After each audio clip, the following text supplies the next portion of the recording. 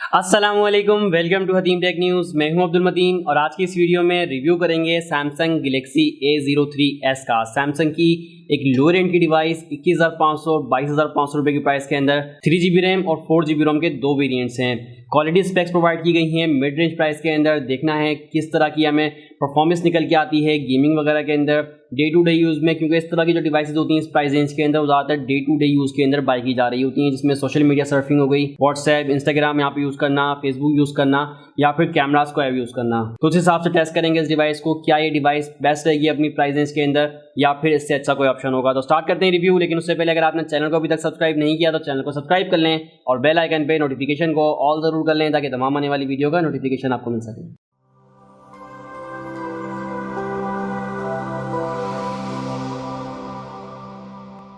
Start करते हैं review Samsung Galaxy A03s का। और डिज़ाइन, डिस्प्ले और बिल्ड क्वालिटी की बात करेंगे स्टार्टिंग में ही।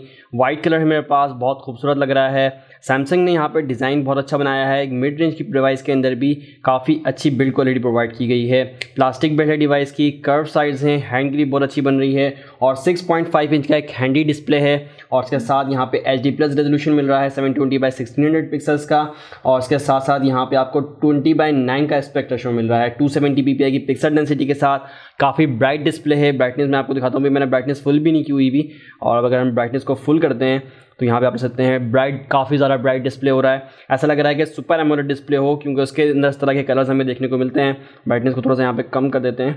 इसके अलावा 196 ग्राम डिवाइस का वेट है, इतनी ज़्यादा भारी भी नहीं है डिवाइस। और बिल्कुल इन्फिनिटी डी डिस्प्ले मिल रहा है, स्मॉल। यहाँ पे बीच में आपको कैमरा का सेटअप नज़र आएगा, बहुत छोटी कर दी गई है नॉच को। इसके अलावा यहाँ पे IPS डिस्प्ले यूज़ किया गया है। डिस्प्ले कलर मुझे आपको दिखाया। अच्छा, डिस्प्ले सेटिंग में जाके भी देख लेते हैं हमारे पास क्या मजीद फीचर्स मिल रहे हैं। डिस्प्ले सेटिंग में जाते हैं तो ब्राइटनेस, यहाँ पे डार्क मोड भी मिल रहा है हमें, लाइट और डार्क मोड का ऑप्शन है। आई कंफर्ट शील्ड मिल रहा है, एडाप्टिव ब्राइटनेस का ऑप्शन है, स्क्रीन जूम का ऑप्शन है, फुल स्क्रीन एप्स का ऑप्शन है, एज पैनल का ऑप्शन है, नेविगेशन बार है। आप बेजल्स ना होने के बराबर है, चिन करके थोड़ा सा ज़्यादा है नीचे, screen saver, additional touch production, visibility enhancement के ऑप्शन यहाँ पे आपको देखने को मिलेंगे। सैमसंग UI मुझे काफ़ी पसंद है और ये उसी के कुछ फीचर्स हैं जो कि आपको डिस्प्ले सेक्शन के अंदर भी देखने को मिलेंगे। और काफ़ी ऑप्टिमाइज है, यहाँ पे भी आपको One UI 3.1 मिल रहा है, यानी कि मिड रेंज की प्राइस के अंदर, लोअर एंड के सकते हैं, क्योंकि 3GB रैम 32GB रोम 21,500 रुपये की प्राइस के अंदर है। काफ़ी ऐसे फीचर्स आपको देखने को मिल रहे हैं जो कि इस प्राइस रेंज के अंदर सैमसंग पहले प्रोवाइड नहीं करता था। अब सैमसंग ने भी मिड रेंज के अंदर काफ़ी क्वालिटी फीचर्स प्रोवाइड करना शुरू कर दिए हैं। इसी तरह कैमरा सेटअप की बात करें तो बैक साइड पर ट्रिपल कैमरा सेटअप है। 13 मेगापिक्सल का मेन कैमरा है, 2 मेगापिक्सल का मैक्रो कैमरा और 2 मेगापिक्सल का डेप्थ सेंसर लगाया गया है। अपर्चर होगा f2.4 का, बड़ा अपर्चर मिल रहा है। LED फ्लैश भी मिल रहा है बैक साइड पे।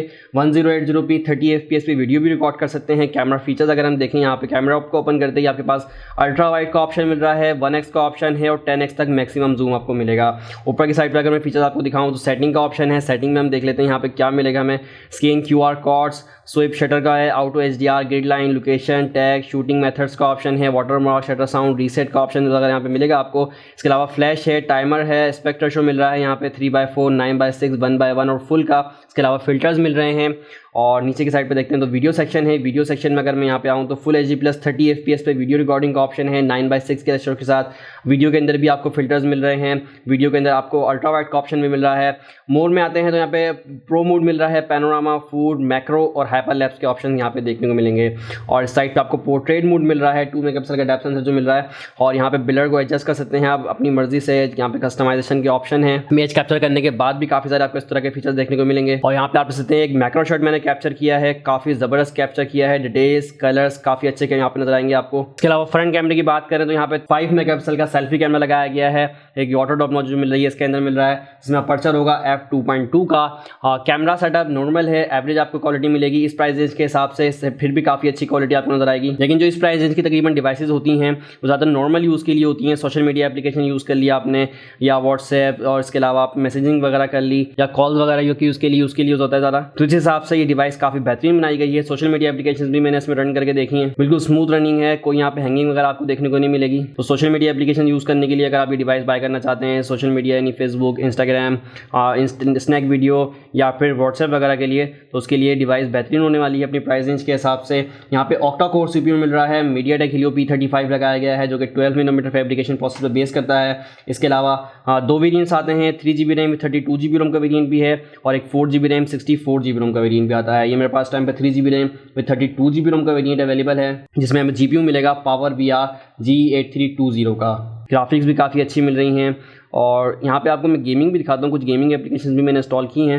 अब वैसे तो हैवी गेम्स के लिए नहीं बनाया गया ये फ़ोन, नॉर्मल यूजेज के लिए आप प्राइस से अंदाज़ा लगा सकते हैं, तो नॉर्मल गेम्स के लिए बनाया गया है। लेकिन अगर आप फिर भी इस प्राइस रेंज के अंदर भी PUBG को यूज़ करना चाहते हैं तो हमने एक PUBG का एक्सपीरियंस भी किया है। मैं आपको दिखाता हूँ किस तरह का एक्सपीरियंस रहता है PUBG मोबाइल का। यहाँ पे गेम स्टार्ट हो गई है, गेम प्ले भी कर लेते हैं और फिर आपको उसकी ग्राफिक्स वगैरह भी दिखाता हूँ कैसे मिलेगी हमें।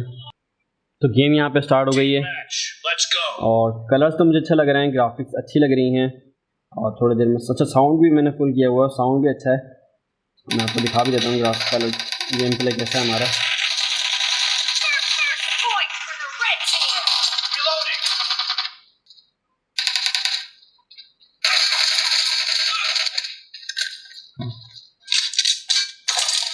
यहाँ पे आप देख सकते हैं साउंड क्वालिटी भी काफ़ी बेहतर लग रही है मुझे और गेम बिल्कुल स्मूथ चल रही है।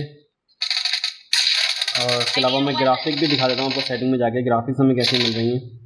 ग्राफिक्स में जाते हैं तो स्मूथ पे मीडियम फ्रेम रेट मिल रहा है, बैलेंस पे मीडियम फ्रेम मिल रहा है, ISD पे नहीं जा रही डिवाइस। तो ग्राफिक हमें बहुत एवरेज टाइप की मिल रही हैं, क्योंकि पावर VR G8320 का GPU मिल रहा है, लेकिन इस ग्राफिक में भी आप अच्छी गेमिंग कर सकते हैं। और मैंने जैसे आपको स्टार्टिंग बताया, इस प्राइस रेंज की डिवाइसेस के अंदर तकरीबन आपको नॉर्मल गेम्स करने को, छोटी गेम्स खेलने को मिलती हैं। लेकिन अगर फिर भी आप PUBG को एक्सपीरियंस करना चाहते हैं तो इसके लिए मैंने आप लोगों को एक्सपीरियंस शेयर किया अपना PUBG का। तो ये कुछ गेमिंग, जैसे मैंने आपको बताया, स्मॉल गेमिंग आप खेलना चाहते हैं, सर्वर टेम्पर रन, तो इसमें बिल्कुल स्मूथ चलेगी डिवाइस, कोई हैंगिंग वगैरह आपको देखने को नहीं मिलेगी। इसके अलावा बात करें बैटरी की, तो यहाँ पे आपको 5000 mAh की बड़ी बैटरी मिल रही है, जिसमें आपको 15 वाट की फास्ट चार्जिंग भी मिलती है। तो यहाँ पे 42% बैटरी अभी रिमेनिंग है। इसका बैटरी चार्ज टेस्ट और ड्रेन टेस्ट भी करेंगे अलग से। सॉफ्टवेयर इन्फॉर्मेशन जाते हैं तो यहाँ पे एंड्रॉइड 11 पे आती है डिवाइस, One UI 3.1 पे बेस करता है, जो कि अभी तक का सबसे ऑप्टिमाइज UI है और मुझे Samsung UI काफ़ी पसंद है। इसके अलावा यहाँ पे साइड माउंटेड फिंगरप्रिंट सेंसर मिल रहा है। इस प्राइस रेंज के तो ज़्यादा ब्रांड बैक साइड पे दे रहे होते हैं, लेकिन साइड माउंटेड ज़्यादा इजी होता है, ज़्यादा कन्वीनियंट होता है और इजीली यहाँ पे आपके जब उसको फ़ोन को होल्ड किए होते हैं तो इजीली अनलॉक और लॉक हो जाता है। तो ये था Samsung Galaxy A03s का रिव्यू। डिवाइस मुझे पसंद आई, अपनी प्राइस रेंज के हिसाब से स्पेसिफिकेशंस अच्छी प्रोवाइड कर रही है। एक तो सबसे पहला पॉइंट, Samsung जो कि आपका रिलायबल टेक पार्टनर है, इसकी रीसेल वैल्यू भी काफ़ी अच्छी होती है। दूसरी चीज़ 21,500 की प्राइस में ऑक्टा कोर प्रोसेसर भी मिल रहा है, साइड माउंटेड फिंगरप्रिंट सेंसर भी मिल रहा है, डॉल्बी एटमॉस के सराउंड साउंड मिल रहे हैं। आपने देखा गेमिंग के अंदर कितनी ज़बरदस्त यहाँ पे आपको साउंड क्वालिटी मिली। इसके अलावा 6.5 इंच का Infinix V display, triple camera setup है, कैमरा रिजल्ट भी अच्छा है, बड़ी बैटरी मिल रही है 5000 mAh की, और इसके अलावा 3GB और 64GB के 2 वेरिएंट्स आते हैं। तो आप लोग की क्या राय है कमेंट सेक्शन में जरूर बताइएगा। वीडियो को लाइक करें, शेयर करें, चैनल पर नए हैं तो चैनल को सब्सक्राइब कर लें। अल्लाह हाफिज़।